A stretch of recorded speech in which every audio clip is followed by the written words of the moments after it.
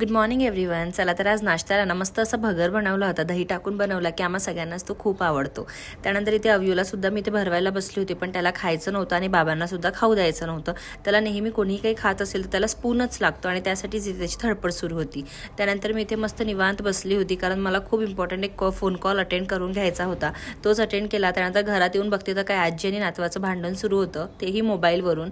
चुकून जरी त्याला मायचा मोबाईल दिसला की त्याला तो मोबाईलच लागतो आणि त्यासाठी तो खूप रडत होता. त्यानंतर मी ते खूप छान छान रेडी झाली आणि सगळ्यांसाठी मस्त असा नाश्ता बनवला. नाश्ता म्हणजे जेवणासाठीच आज मी पराठे बनवले होते. जेवण मी काही बनवलं नव्हतं, तर पत्तागोबीचे पराठे इथे लंच म्हणून बनवलं होतं. त्यानंतर इथे योहाना आली होती अव्यूबरोबर खेळायला आणि ती जात होती म्हणून अव्यूला पण तिच्याबरोबर तिच्या घरी जायचं होतं. पण मी त्याला काही जाऊ दिलं नाही, कारण आम्हाला जायचं होतं बाहेर शॉपिंग करायला. पुण्यात जे राहतात त्यांना माहिती असेल FC रोड, तिथेच आज आम्ही शॉपिंग करायला आलो होतो. आणि त्यानंतर इथे वाव मोमोजचं एक स्टॉल होतं. स्टॉल म्हणण्यापेक्षा शॉप होतं, तर तिथनं आम्ही एक कुल्फी घेतली, जी की वर्थ इट नाही वाटली. 70 रुपीजला होती. चला आम्ही आमची शॉपिंग कंटिन्यू करतो. भेटूया अशाच एका नवीन मिनी व्लॉगमध्ये. तेव्हापर्यंत बाय अँड टेक केअर.